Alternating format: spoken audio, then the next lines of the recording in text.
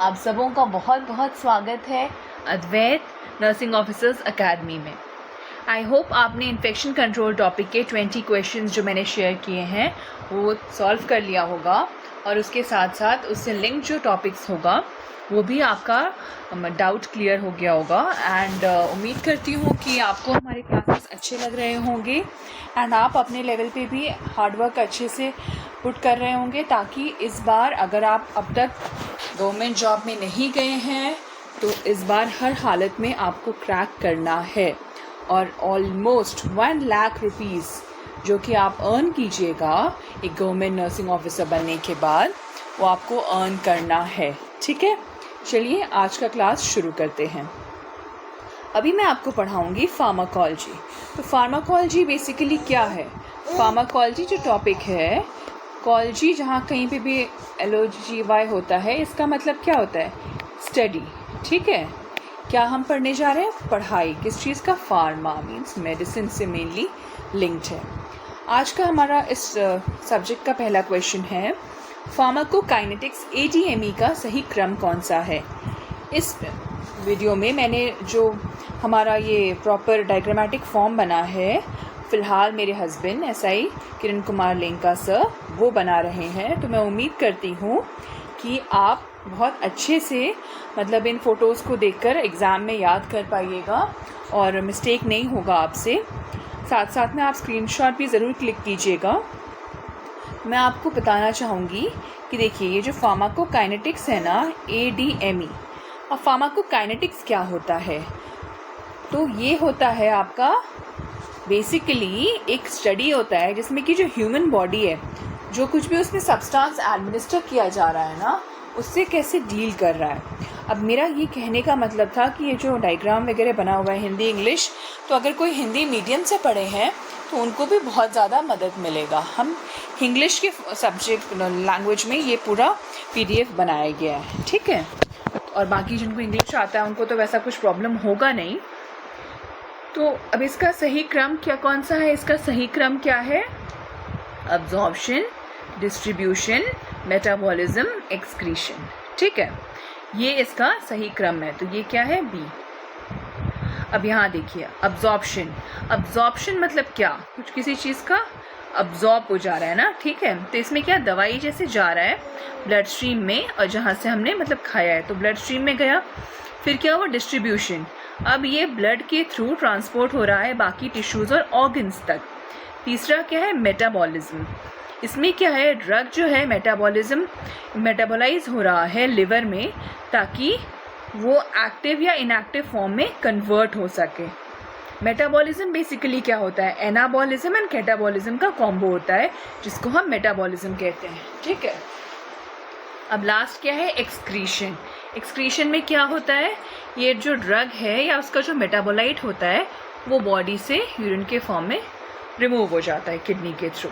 ठीक है, अब देखिए यहाँ पे हिंदी भाषा में मैं अगर आपको समझाऊँ प्रॉपर, दवा शरीर में प्रवेश करता है, फिर दवा रक्त द्वारा विभिन्न ऊतकों और अंगों तक पहुँचता है। मेटाबॉलिज्म में ये लिवर में टूटकर बायो ट्रांसफॉर्मेशन सक्रिय या निष्क्रिय रूप में बदलती है, और एक्सक्रीशन दवा या उसके मेटाबोलाइट शरीर से बाहर निकलते हैं, मुख्यतः किडनी के द्वारा यूरिन के माध्यम से। अब नर्सिंग रिलेटेड आपको जो चीज़ एक्स्ट्रा ध्यान देने का है, लिवर डिजीज़ होने पर ड्रग मेटाबॉलिज्म जो है वो धीमा हो जाता है। तो इसलिए किसी को भी कोशिश करना है कि अपने लिवर को हेल्दी रखें। किडनी डिजीज़ होने पर ड्रग एक्सक्रीशन कम हो जाता है, जिससे ड्रग टॉक्सिसिटी का खतरा बढ़ जाता है। इसलिए लिवर और किडनी फंक्शन के अनुसार कई दवाओं की डोज एडजस्टमेंट करनी पड़ती है। अगर आप कभी भी हॉस्पिटल जाएं और कुछ भी आपको प्रॉब्लम हो एंड साथ में और भी पहले से भी कुछ अगर बीमारी हो, तो वो साथ में आपको बताना है, तो डॉक्टर उसी के अकॉर्डिंगली फिर आगे का एडमिनिस्टर करेंगे medicines. Absorption, distribution, metabolism, excretion, ADME। Next question, कौन सा route of drug administration first pass metabolism को बाईपास करता है? ठीक है, मैं एक बार फिर से रिपीट करना चाहूँगी कि कौन सा रूट ऑफ ड्रग एडमिनिस्ट्रेशन है जो कि फर्स्ट पास मेटाबॉलिज्म को बाईपास करता है। अब देखिए इसका आंसर है इंट्रावीनस रूट, ठीक है, वेन के थ्रू। अब ये बेसिकली जो फर्स्ट पास मेटाबॉलिज्म होता है ये लिवर में होता है, जहाँ ओरल या कुछ अन्य रूट्स द्वारा अवशोषित दवाएं पोर्टल सर्कुलेशन के माध्यम से लिवर तक पहुँचती हैं और वहाँ मेटाबोलाइज होकर सिस्टमिक सर्कुलेशन में जाती हैं। तब आईवी रूट से क्या हो रहा है, ये डायरेक्ट क्या हो रहा है, सिस्टमिक सर्कुलेशन में चली जाती हैं, इसलिए लिवर के फर्स्ट पास इफेक्ट को बाईपास कर देता है। बायो अवेलेबिलिटी 100% और एक्शन जल्दी। आप इमेजिन कीजिए आपको कभी अगर वॉमिटिंग वगैरह हो रहा होगा, आप हॉस्पिटल जाके कभी ये नहीं बोलिएगा सपोज़ बहुत ज़्यादा हो रहा है कि मुझे टैबलेट दे दीजिए, आपको भी पता है समय लगेगा, आप क्या बोलते हैं, मुझे कोई भी इंजेक्शन लगा दीजिए, जल्दी से ठीक कर दीजिए, ठीक है।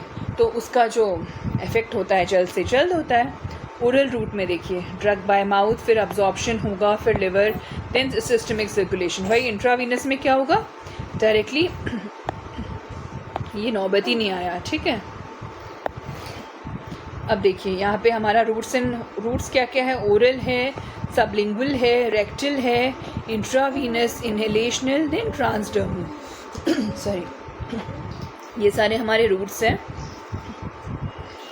उसके बाद और एक चीज़ जो मैं आपको बताना चाहूँगी यहाँ पे, हाँ, आईवी एडमिनिस्ट्रेशन कभी भी हो रहा है तो आपको एसेप्टिक टेक्निक फॉलो करना है। और ये 5 राइट्स ध्यान देना है, right patient, right drug, right dose, right route, right time. I repeat, right patient, right drug, right dose, right route, right time. ये पांचों आपको याद रखना है। सही मरीज होना चाहिए, दवाई सही होना चाहिए, दवाई का डोज सही होना चाहिए, कौन से रूट से देना है वो सही होना चाहिए, और समय सही होना चाहिए। कोशिश करना चाहिए अगर कोई दवाई सपोज ओडी है तो 10 AM आज दिया है तो कल भी हम 10 AM ही दें।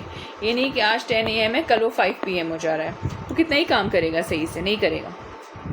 नेक्स्ट क्वेश्चन, पैरासीटामोल एसिटामिनोफेन का मैकेनिज्म ऑफ एक्शन क्या है? ठीक है, ये तो बहुत ही कॉमन दवाई है, ये मतलब भारत में तो सबको मालूम ही है, सबके घर में मिल ही जाता है पैरासीटामोल।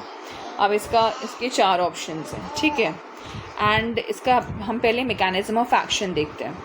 ये क्या करता है, ये इनहिबिट करता है COX1 और COX2 को एंजाइम सेंट्रल नर्वस सिस्टम में, जिससे क्या होता है, प्रोस्टाग्लैंडिन सिंथेसिस जो होता है वो घट जाता है, और फिर उससे क्या होता है, पेन परसेप्शन, एनाल्जेसिक इफेक्ट जो है वो कम हो जाता है, ठीक है। और इधर आपका हाइपोथैलेमिक जो टेम्परेचर सेट पॉइंट होता है वो भी घट जाता है। एंटीपायरेटिक इफेक्ट भी है, फीवर में आपने सुना ही होगा, PCM खा लो। बच्चे के पास कभी भी आपको जब वैक्सीन के लिए जाते होंगे, जैसे किसी का अगर सपोज छोटा बच्चा है तो PCM तो ऐसा है कि मतलब आपको लेके चलना ही चलना है, चाहे जो हो जाए, ठीक है। पेन पे भी काम कर जाएगा और फिर फीवर पे भी काम कर जाएगा, 2 in 1। देन इसमें ये तो यहाँ पे देखिए ऑप्शन है ना, inhibit COX1 and COX2 in central nervous system. आखिर पेन को कम कर रहा है, आप खुद सोचिए, पेन अगर कम हो रहा है तो कहाँ से, और लिंक कहाँ से है, सेंट्रल नर्वस सिस्टम से। तो यही आपका माइल्ड टू मॉडरेट पेन के लिए फर्स्ट लाइन ड्रग है। इसका जो एंटी इन्फ्लेमेटरी इफेक्ट होता है ना वो बहुत कम होता है, इसलिए आर्थराइटिस में थोड़ा कम उपयोगी है। सेफ डोज है 500 mg, 6 से 8 घंटे, मैक्सिमम 4 टाइम्स आप दे सकते हैं। ओवरडोज से लिवर डैमेज हो जाएगा, याद रखिएगा। हेपाटोटॉक्सिसिटी, ये आपको ध्यान देना है। और उसके साथ साथ आपको कैसे याद रखना है, para works in brain not in painful inflammation, ठीक है। Para prostaglandin decrease, analgesic, reduces fever, acts in CNS, ये आप याद रखिएगा। Para works in brain not in painful inflammation. Next question, which of the following factors increases the bioavailability of a drug? ठीक है, इसमें आपसे पूछ रहा है इनमें से कौन सा फैक्टर है जो कि किसी भी मेडिसिन का बायो अवेलेबिलिटी को इंक्रीज कर देता है। तो इसका आंसर है स्मॉल पार्टिकल साइज। छोटे कण आकार से सतह क्षेत्र बढ़ता है और दवा का अवशोषण तथा बायो अवेलेबिलिटी बढ़ता है। अब देखिए कौन कौन से फैक्टर्स हैं वो हम देखते हैं। Drug properties, dosage form, physiological factors, first pass metabolism, route of administration. ये सारे जो फैक्टर्स हैं इनकी वजह से इनकी वजह से ड्रग का जो बायो अवेलेबिलिटी है वो बढ़ जाता है। अब बेसिकली बायो अवेलेबिलिटी है क्या? वह मात्रा है जो दवा के एडमिनिस्ट्रेशन के बाद सिस्टमिक सर्कुलेशन तक अपरिवर्तित रूप में पहुंचती है और क्रिया करती है। स्मॉल पार्टिकल साइज से सरफेस एरिया बढ़ता है, जिससे डिसोल्यूशन रेट बढ़ जाता है और अधिक मात्रा में ड्रग अब्जॉर्ब होकर सिस्टमिक सर्कुलेशन में पहुंचता है। इसलिए स्मॉल पार्टिकल साइज जो है वो बायो अवेलेबिलिटी को बढ़ाता है। ठीक है, इधर देखिए, जैसे लार्ज साइज है, सरफेस एरिया कम होगा, bioavailability low, small surface area more high. ठीक है, याद कैसे रखना है? Small particle size is key to high bioavailability, surface area increases, more dissolution, absorption increases, leads to higher bioavailability. अब नर्सिंग पॉइंट्स क्या है आपके यहाँ पे है स्मॉल पार्टिकल साइज से, ठीक है, fast dissolution, better absorption, then यह खासकर पुअरली सोल्यूबल ड्रग्स के लिए महत्वपूर्ण है। ठीक है, अब देखिए how small particle size increases bioavailability.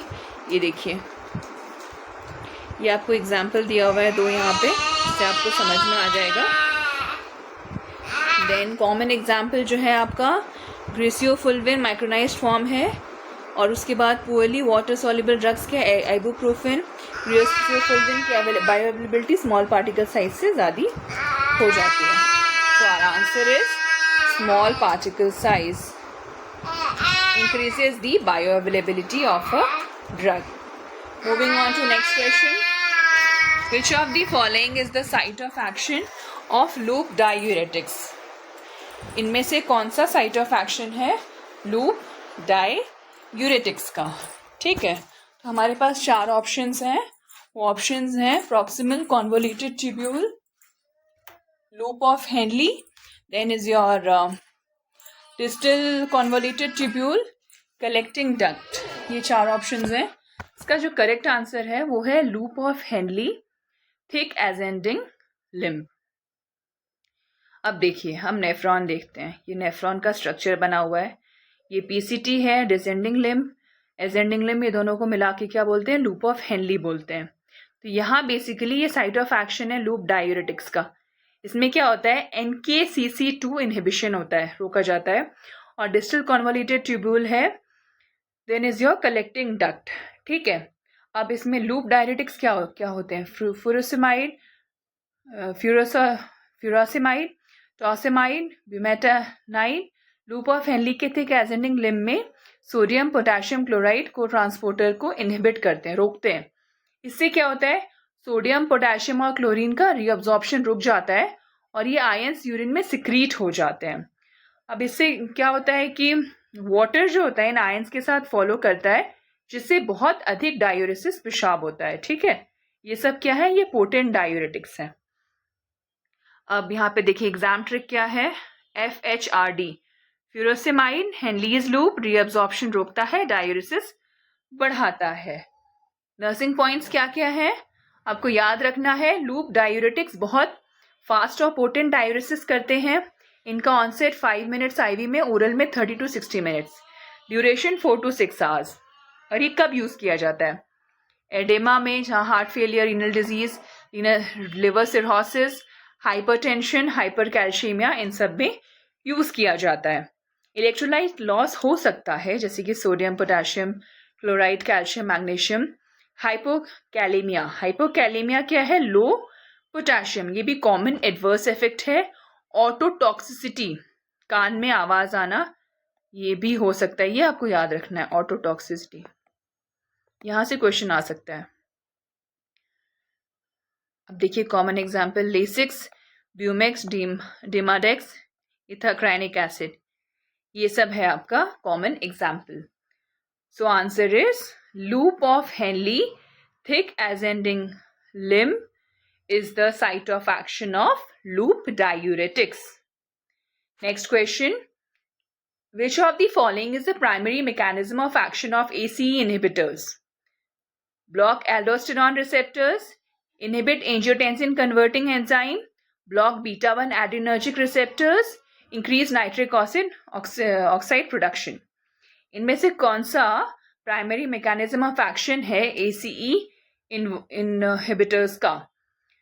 तो इनका है inhibit angiotensin converting enzyme. Angiotensin converting enzyme को रोकने का काम है। ये बेसिकली क्या करता है कि एंजियोटेंसिन 1 और 2 में वन को 2 में बदलने की प्रक्रिया को रोकते हैं। ठीक है, इससे क्या होता है, वैसोकॉन्स्ट्रिक्शन कम हो जाता है, ब्लड प्रेशर घटता है और एल्डोस्टेरोन स्राव कम होता है, जिससे सोडियम और पानी का रिटेंशन कम होता है। इसलिए इन्हें एंटी हाइपरटेंसिव ड्रग्स के रूप में यूज किया जाता है। ठीक है, कॉमनली यूज क्या क्या है? कैप्टोप्रिल, इनालाप्रिल, मतलब जिसमें भी PRIL आ रहा है, इस टाइप के ड्रग्स हैं। इनका एडवर्स इफेक्ट क्या है? ड्राई पर्सिस्टेंट कफ, हाइपरकैलेमिया, हाइपोटेंशन, एंजियोएडेमा, रीनल एम्पायरमेंट। और उसके साथ साथ यहाँ पे देखिए नर्सिंग पॉइंट्स क्या है। AC इनहिबिटर्स BP को कम करते हैं, एंटी हाइपरटेंसिव इफेक्ट इनका आता है। हार्ट फेलियर और डायबिटिक नेफ्रोपैथी में लाभकार हैं। फर्स्ट डोज इफेक्ट होता है पोस्टल हाइपोटेंशन में। हाई पोटेशियम का जोखिम बढ़ता है। कफ, ड्राई पर्सिस्टेंट एक कॉमन साइड इफेक्ट है। Renal function and serum potassium की नियमित निगरानी रखना आवश्यक है। प्रेगनेंसी में कॉन्ट्राइंडिकेटेड है, वेरी वेरी इंपॉर्टेंट, ये चीज़ ध्यान देना है। ठीक है, प्रेगनेंसी में काफ़ी सारे मेडिसिन नहीं खाने होते हैं, उनमें से यहाँ भी वो है। Moving on to next question. Which of the following is the drug of choice for status epilepticus acute management? Answer is diazepam. ठीक है, डायजेपाम क्या है? ये है बेंजोडायजापीन। ये क्या करता है? गाबा एक्शन को इन्हांस करता है गाबा ए रिसेप्टर्स के पास। और ये क्या करता है? ये क्लोरीन चैनल का ओपनिंग को इंक्रीज करता है, फ्रीक्वेंसी को। इससे क्या होगा? हाइपरपोलराइजेशन होगा और डिक्रीज न्यूरोनल एक्साइटेबिलिटी होगा, जिससे क्या होगा? सिजर्स को रुक जाएगा सिजर। और IV देना है, जैसे कि आपने पिछले क्वेश्चन में पढ़ा था ना कि ओरल जो है वो थोड़ा टाइम लगता है ओरल में, तो इसलिए IV वो बाईपास करता है। तो आपको IV जल्द से जल्द आपको सिजर रोकने का है ना, तो ये ध्यान देना है। Diazepam first drug of choice, 1 से 2 मिनट का IV, 5 to 10 minutes. IM rectal duration 20 to 50 minutes. Dose ये अलग अलग है और डिपेंड करता है। Airway, breathing, circulation very important, इस बात को आपको ध्यान देना है। ज़्यादा भीड़ नहीं करना है आसपास पेशेंट के, ये चम्मच चम्मच मत देना शुरू कर दीजिएगा। Risk of respiratory depression and hypotension रहता है। और फ्लूमाजेनिल आपको रेडी रखना अगर ओवरडोज हो गया है। और प्रिकॉशंस तो जो देखना है सो तो देखना ही है। ठीक है, इसमें फर्स्ट लाइन है डायजेपाम, सेकेंड है lorazepam, third is phenytoin and fourth is valproate, levetiracetam. ये सब है आपका। एडवर्स इफेक्ट्स क्या होता है? ड्राउजीनेस होगा, रेस्पिरेटरी डिप्रेशन होगा, हाइपोटेंशन, एटेक्सिया, ये सब होता है। ठीक है, next question. Which of the following is drug of choice in anaphylactic shock? इसमें है आपका एपिनेफ्रिन। क्या है? एपिनेफ्रिन। ये क्या है? First line and life saving drug है एनाफिलेक्टिक शॉक में। और ये मेनली रैपिडली किस पे काम करता है? ये आपका अल्फा एंड बीटा रिसेप्टर पे काम करता है। ठीक है, और इसमें ये क्या करता है? ये रिवर्स करता है मेजर पैथोफिजियोलॉजिकल चेंजेस जो होते हैं उनको, जैसे कि हाइपोटेंशन हो गया, ब्रोंकोस्पैज्म हो गया, एडिमा हो गया। और इसको कैसे हमें एडमिनिस्टर करना है? IM। ठीक है, हमें ये इंजेक्शन IM एडमिनिस्टर करना है। और यहाँ पे हमारा एपिनेफ्रिन ड्रग ऑफ चॉइस है। ठीक है, extremely sorry, just give me 1 minute. नहीं बेटा, नहीं।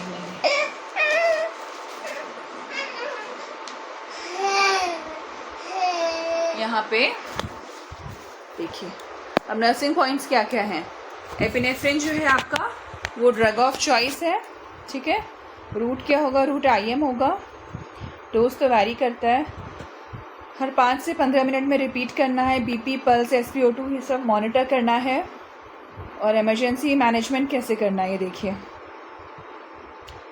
एलर्जन से एक्सपोजर रोकना है, IM एपिनेफ्रिन देना है, airway, breathing, circulation, then IV fluids, drugs आपको देखना है, एंटीहिस्टामिन वगैरह, फिर मॉनिटर करना है और ऑब्ज़र्व करना है, ठीक है।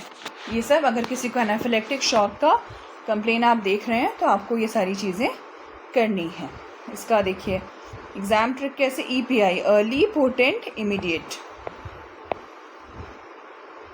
IM and thigh, no delay, very very important.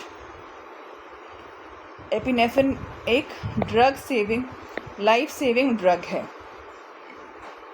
Moving on to next question. यहाँ पे मतलब एपिनेफ्रिन भी। Which of the following is the antidote for organophosphate poisoning? इसका आंसर है प्रेलिडॉक्सिम टोपैम। ऑर्गेनोफॉस्फेट पॉइजनिंग में एंटीडोट क्या है? अब एंटीडोट होता क्या है? सपोज़ किसी मेडिसिन का डोज ज़्यादा हो गया तो उसके जो एडवर्स इफ़ेक्ट्स होंगे वो इस इंसान को न फेस करना पड़े, उसके लिए एंटीडोट दिया जाता है, ठीक है। तो इसमें आपका देखिए ये मेडिसिन है, जितनी जल्दी हो सके विदिन 24 से 48 घंटे आपको एडमिनिस्टर करना है।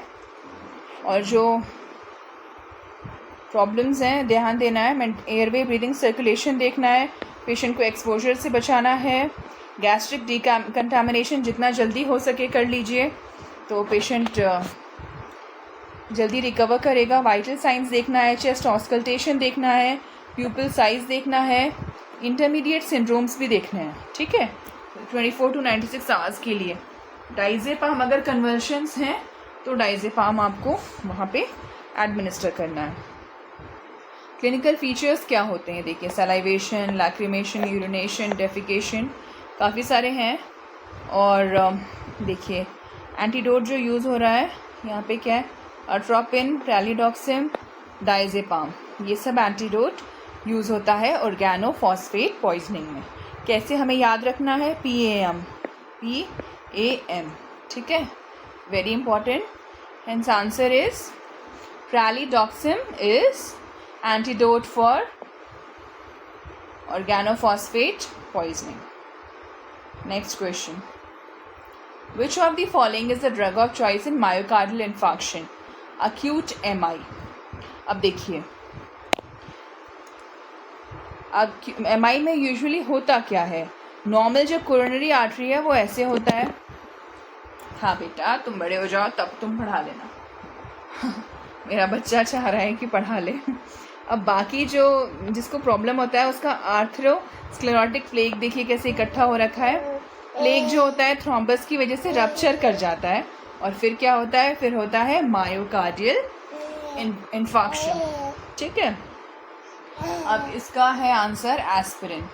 ये तो ऑलमोस्ट सबको मालूम ही होगा, जिस किसी भी इंसान ने इमरजेंसी की ड्यूटी की होगी उसे पता होगा। अब एस्पिरिन देखिए, एस्टाइल सैलिसाइक्लिक एसिड ये ड्रग ऑफ चॉइस है। ये क्या करता है? ये साइक्लोऑक्सीजनेज एंजाइम को रोकता है और थ्रोम्बोक्सिन A2 फॉर्मेशन को ब्लॉक करता है, जिसकी वजह से प्लेटलेट एग्रीगेशन और थ्रोम्बस फॉर्मेशन रुकता है। जितनी जल्दी आप एडमिनिस्टर कीजिएगा उतनी जल्दी डेथ को आप रोक सकते हैं, ठीक है।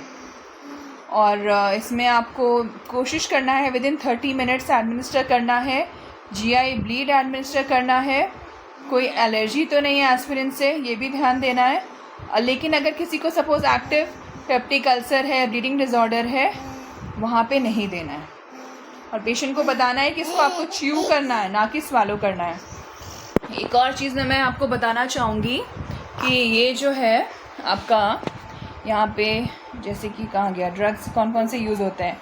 ये रहा आपका एस्पिरिन, देन आपका streptokinase, then heparin, then morphine, then nitrates. ये सारे ड्रग्स आपके यूज़ होते हैं एक्यूट MI में, ठीक है। अब कॉमन एग्जांपल्स देखिए, एस्पिरिन, इकोस्प्रिन, डायस्प्रिन, एस्पिरिन गैस्ट्रोरेजिस्टेंट। जो इकोस्प्रिन होता है ना, ये प्रेगनेंसी में भी यूज़ होता है, ठीक है। जैसे कई बारी क्या होता है कि अगर कोई कंसीव नहीं कर पा रहा है तो डॉक्टर उसको मिनिमम 75 mg से शुरू करते हैं इकोस्प्रिन इनिशियली, या किसी का बार बार अगर मिसकैरेज हो रहा है तो उसको भी कभी कभी OD फिर BD भी। लेकिन एक और चीज़ है आपको ध्यान रखना है, अगर कंसीव या फिर काफ़ी एज के बाद किसी ने कंसीव किया है तो जब ऑपरेशन होगा ना, सपोज ऑपरेशन है 20 नवंबर को, तो कई बारी डॉक्टर्स उससे 1 महीना पहले, मतलब क्या 20 अक्टूबर या फिर 15 दिन पहले, सपोज 5 नवंबर, डिपेंड करता है, यूजुअली 1 महीना या मतलब 2 सप्ताह पहले वो मेडिसिन स्टॉप कर देते हैं, क्योंकि ऑपरेशन होगा, फिर बहुत ज़्यादा ब्लीडिंग हो सकता है। तो इस बात को आपको ध्यान देना है, ये बहुत ही ज़्यादा इम्पॉर्टेंट बात है अगर किसी का इक्विस्ट्रेंट प्रेगनेंसी में चल रहा है तो, ठीक है। और ये देखिए इसका मैकेनिज्म ऑफ एक्शन कैसे होता है। ये जो है एस्पिरिन, ये COX एंजाइम को रोकता है, और यहाँ पे देखिए थ्रोम्बोक्सिन A2 प्लेटलेट डिक्रीज़ करेगा, फिर platelet aggregation thrombus formation decrease करेगा। ऑब्वियस सा बात है, जब थ्रोम्बस नहीं बनेगा तो फिर कॉर्नरी ब्लड फ्लो तो बढ़ेगा ही, फिर improved coronary blood flow leading to decrease mortality in acute MI।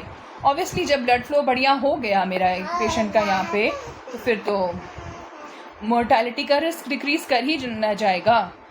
अब देखिए adverse effects, gastric irritation, nausea, vomiting, gastric ulcer, GI bleeding, prolonged bleeding time, hyper sensitivity, asthma, rash.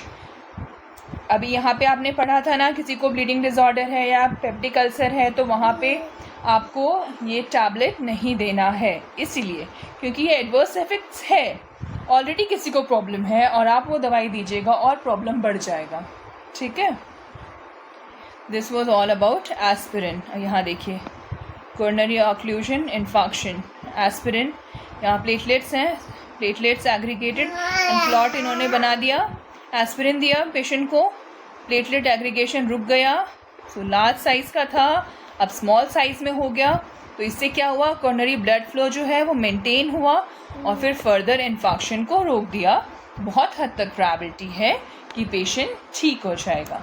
ये भी ध्यान दीजिए, यहाँ पे अक्यूट MI बोला है, सीवियर नहीं बोला है, ठीक है। This was all about today's class of pharmacology. अगर आखिरी तक बने रहने के लिए आपका बहुत बहुत धन्यवाद। एंड अगर आपको वीडियो अच्छा लगा हो तो please go through our channel other videos जो कि काफ़ी लाभदायक होंगे आपके लिए। एंड अगर इतना नॉलेजेबल लगा हो हमारा कंटेंट तो please like, share and subscribe to our channel. And कोई और अगर प्रिपेयर कर रहे हैं आपके नोन तो उन तक प्लीज़ हमारा चैनल शेयर कीजिए। Thank you so much. जय रेल, जय हिंद, जय भारत।